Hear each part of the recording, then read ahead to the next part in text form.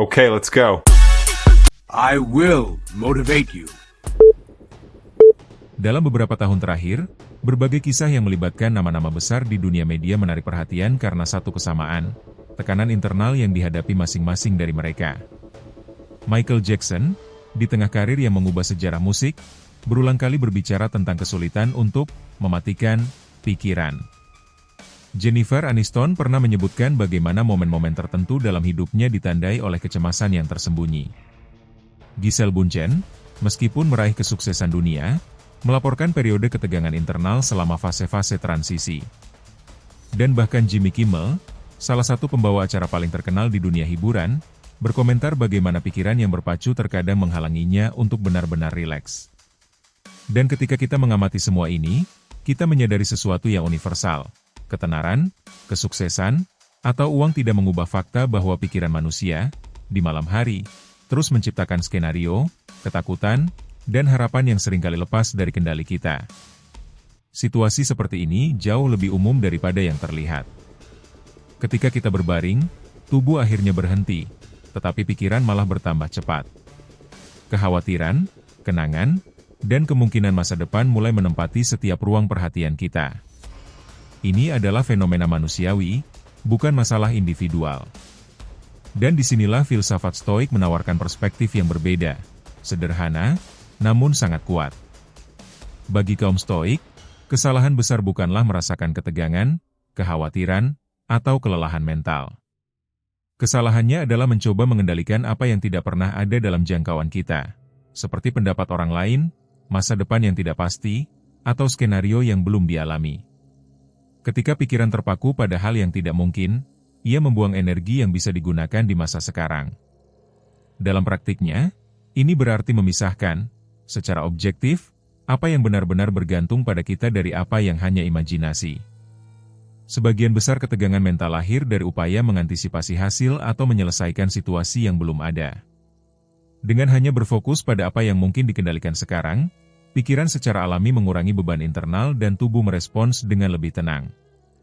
Pelajaran Stoik tidak mengubah kehidupan seorang selebriti atau siapapun dalam semalam, tetapi mengubah cara kita menghadapi apa yang membuat kita gelisah.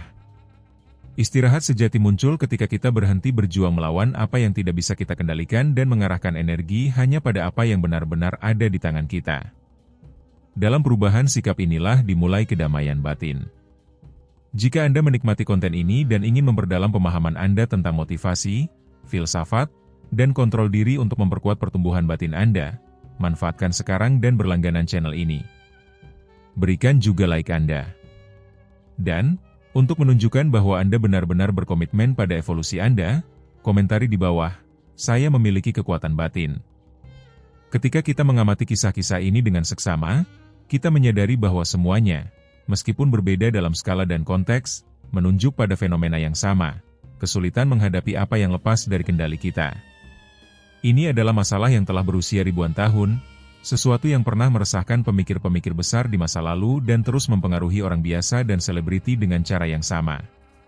Yang menarik adalah, semakin kita mencoba menguasai apa yang berada di luar jangkauan kita, semakin kita menjauh dari sensasi kedamaian yang nyata. Ini seperti mencoba menahan air dengan tangan. Semakin banyak kekuatan yang kita gunakan, semakin cepat ia lolos dari sela-sela jari. Kaum Stoik melihat ini sejak awal. Mereka memahami bahwa pikiran manusia adalah mesin untuk menciptakan skenario masa depan, sebagian besar dari mereka negatif, dan bahwa tindakan sederhana mengamati skenario ini sudah menempatkan kita dalam ketegangan. Masalahnya adalah kita tidak diciptakan untuk mengendalikan segalanya. Kita diciptakan untuk memilih kemana menempatkan perhatian kita. Bayangkan seseorang berbaring di malam hari, seperti berkali-kali Anda pernah berada, mencoba tidur setelah hari yang penuh. Pikiran mulai mensimulasikan percakapan yang tidak terjadi, masalah yang belum muncul, kritik yang mungkin tidak akan pernah datang. Hampir seolah-olah pikiran mengambil kepribadian sendiri. Lapisan mental yang gelisah dan selalu waspada ini adalah apa yang disebut kaum Stoik sebagai kegelisahan jiwa. Mereka menegaskan bahwa ketenangan tidak lahir dari dunia eksternal, tetapi dari cara kita menafsirkan apa yang terjadi di dalam diri kita. Tetapi bagaimana ini berlaku untuk kehidupan modern? Jawabannya terletak pada kemampuan untuk menciptakan ruang internal antara apa yang terjadi dan bagaimana kita bereaksi. Sebuah jeda. Jarak emosional yang kecil. Ketika Anda menciptakan jarak ini, hal-hal berhenti mendominasi Anda. Kaum Stoik menyebutnya hegemonikon, komando interior, kemampuan rasional untuk mengamati sebelum bereaksi. Hari ini, psikolog menyebutnya metakognisi. Tetapi konsepnya sama, mengamati tanpa terseret. Mari kita bayangkan sejenak rutinitas seseorang yang terkenal, terus-menerus diamati, dituntut, dan ditafsirkan oleh jutaan orang. Seluruh dunia tampaknya ingin berpendapat tentang setiap gerakan, setiap pilihan, setiap kata. Tekanannya jelas. Tetapi, pada dasarnya, ini hanyalah versi yang diperbesar dari apa yang dialami setiap manusia. Kita semua menghadapi harapan eksternal, penilaian implisit, perbandingan diam-diam. Kita semua membawa perasaan bahwa kita perlu tampil sepanjang waktu. Dan tepat disinilah stoicisme menjadi membebaskan. Ia mengingatkan kita bahwa kita tidak perlu mengendalikan interpretasi orang lain, atau harapan mereka, atau masa depan yang tidak pasti. Kita hanya perlu mengendalikan perilaku kita, keputusan kita, dan sikap batin kita. Ketika Anda berhenti mencoba memprediksi pandangan dunia, tersisa energi untuk membangun diri Anda sendiri. Sebuah pertanyaan muncul, bagaimana menerapkan visi stoik ini secara praktis? Pertama, dengan mengenali bahwa pikiran menciptakan cerita. Seringkali, cerita yang tidak benar. Ketika kita menyadari mekanisme ini, kita bisa bernapas dan kembali ke momen sekarang. Kita bisa bertanya pada diri sendiri, apakah ini benar-benar terjadi atau hanya proyeksi pikiran saya? Perbedaan sederhana ini sepenuhnya mengubah beban emosional dari pengalaman tersebut. Kedua, membawa kejelasan tentang apa yang benar-benar penting. Kaum Stoik banyak berbicara tentang tujuan dan kebajikan. Kebajikan, bagi mereka, adalah hidup selaras dengan apa yang Anda anggap benar, terlepas dari apa yang dipikirkan dunia. Ketika Anda menyelaraskan tindakan Anda dengan apa yang esensial, sisanya kehilangan kekuatan. Pendapat orang lain menjadi kebisingan. Harapan eksternal menjadi ringan. Dan pikiran menemukan ruang untuk beristirahat. Ketiga, mempraktikkan penyerahan yang sadar. Bukan sebagai resignasi, tetapi sebagai kebijaksanaan. Mengetahui kapan harus bertindak dan kapan harus melepaskan.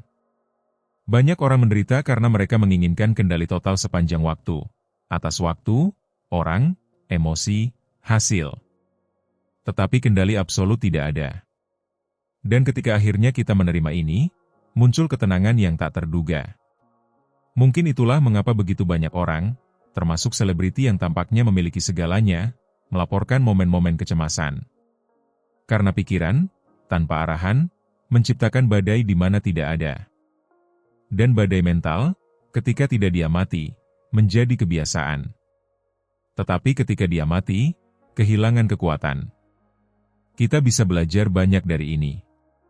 Kita bisa belajar bahwa pikiran hanya menemukan istirahat ketika berhenti berjuang melawan yang mustahil. Bahwa kejelasan muncul ketika kita berhenti menuntut jaminan dari kehidupan. Bahwa ketenangan muncul ketika kita menerima bahwa kita tidak mengendalikan segalanya, dan bahwa itu bukan masalah, tetapi pembebasan.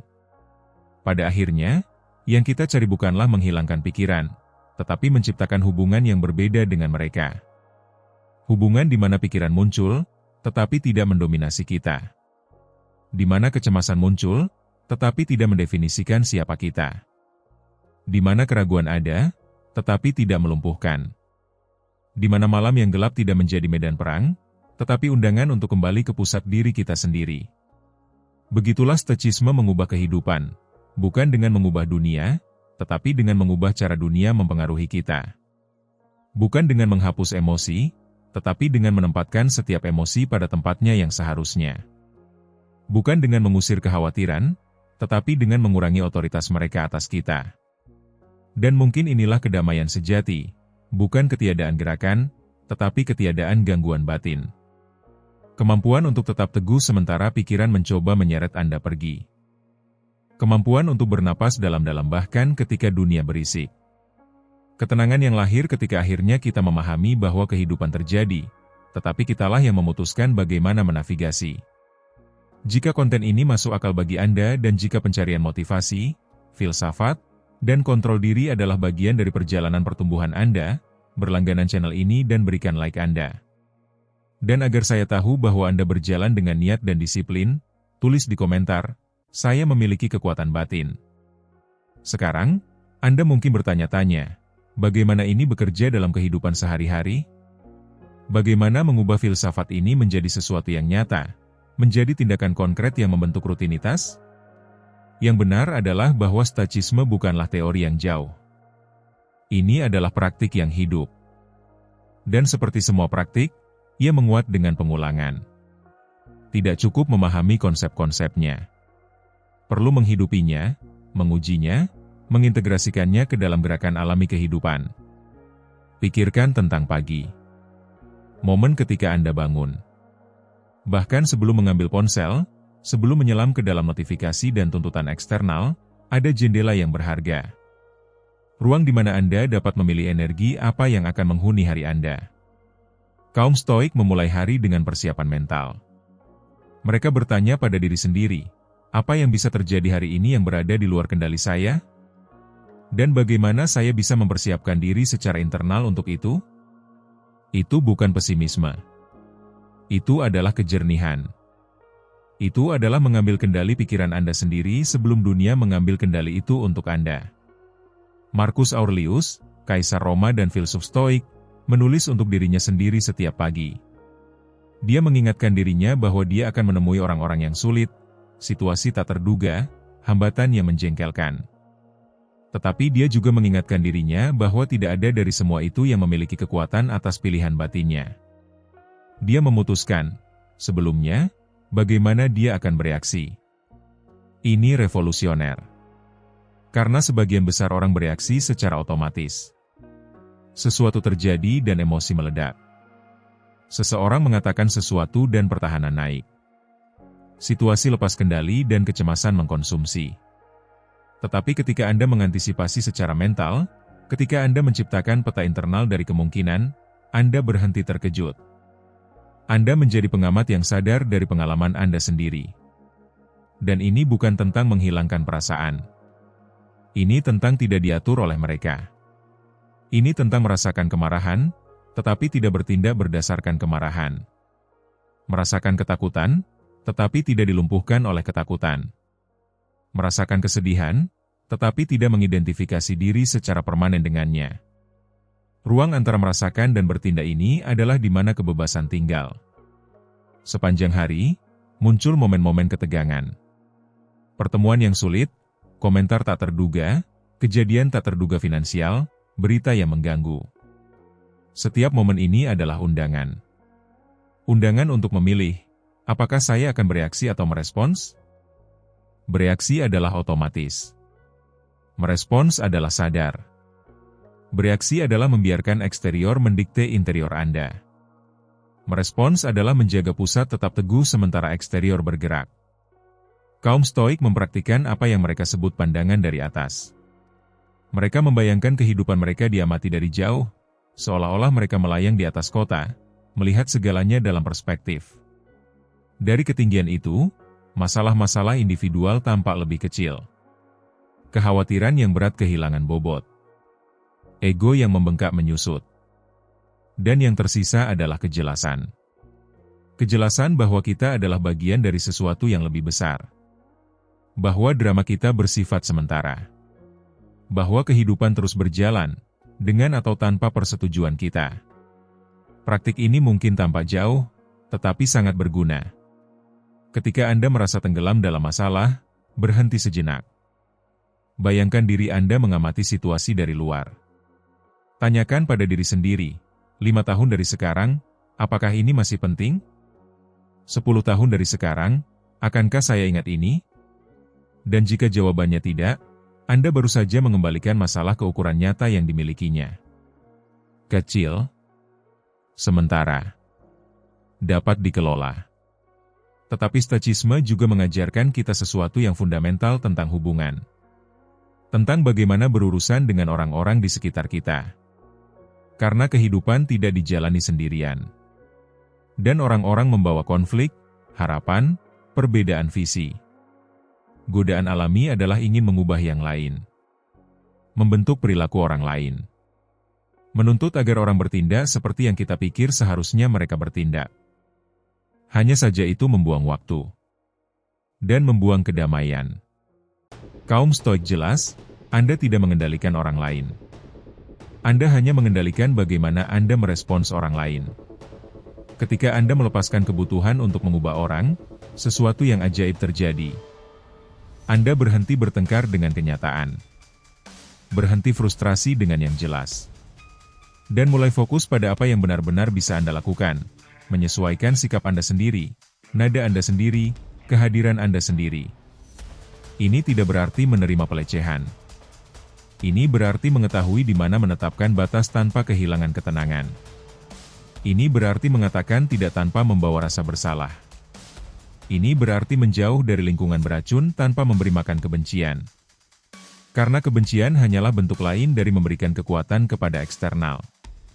Dan tujuan di sini selalu sama, menjaga kekuatan di dalam diri Anda.